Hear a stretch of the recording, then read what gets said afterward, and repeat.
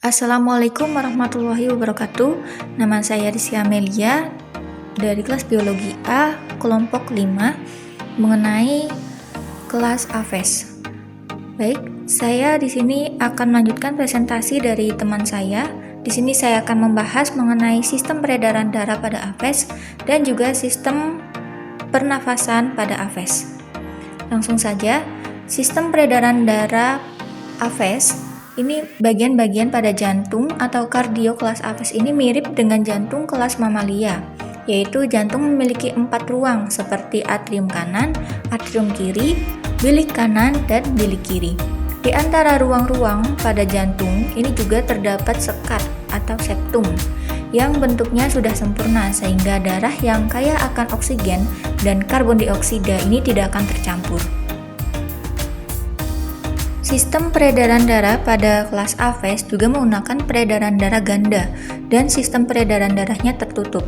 Oleh karena itu, dalam satu kali darah mengalir, darah melewati jantung sebanyak 2 kali, yaitu saat peredaran darah kecil dan juga saat peredaran darah besar. Untuk lebih jelasnya, di sini tersedia gambar mengenai sistem peredaran darah pada AFES. Peredaran darah kecil pada AFES berawal dari darah mengalir yang berasal dari seluruh tubuh ke ventrikel kanan.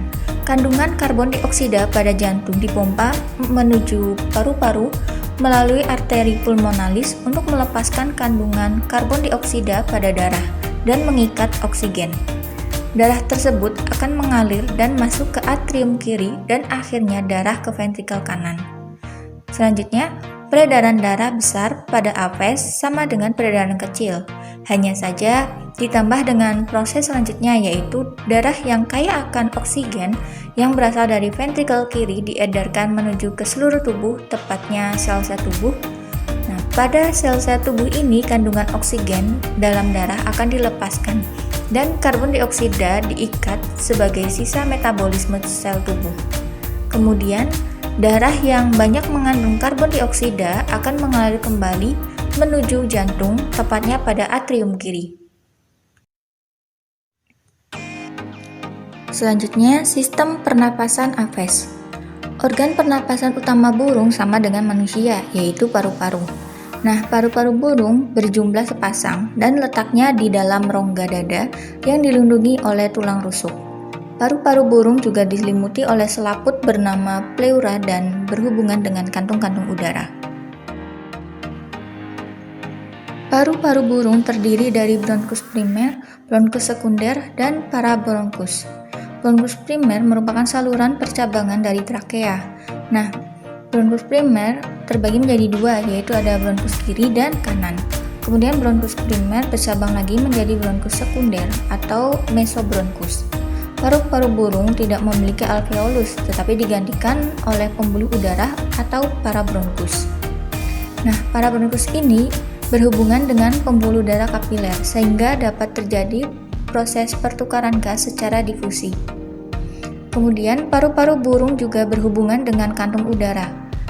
Burung memiliki 9 kantong udara, yaitu 2 kantong udara yang terletak di leher, 1 di antar tulang selangka, 2 di rongga dada bagian depan, 2 di rongga dada bagian belakang, dan 2 di perut. Kantung udara ini memiliki beberapa fungsi, yaitu untuk membantu pernapasan saat burung terbang, kemudian untuk memperkeras suara dengan memperbesar ruang hearing, dan untuk mempertahankan suhu badan dengan mencegah hilangnya panas badan secara berlebihan, dan juga untuk mengatur massa jenis tubuh dengan memperbesar atau memperkecil kantung udaranya. Mekanisme pernapasan pada burung ini dibagi menjadi 2, yaitu ada saat istirahat dan juga saat terbang. Nah, saat pernapasan saat istirahat ini ada terjadinya inspirasi dan juga ekspirasi.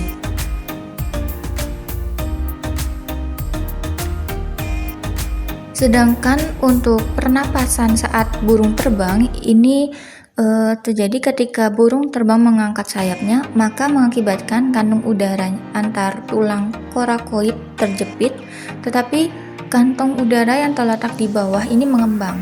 Nah, udara masuk dari kantong udara yang berada di bawah ketiak. Terjadi proses masuknya udara atau inspirasi yang ditandai dengan terjadinya difusi oksigen dan karbon dioksida dalam paru-paru.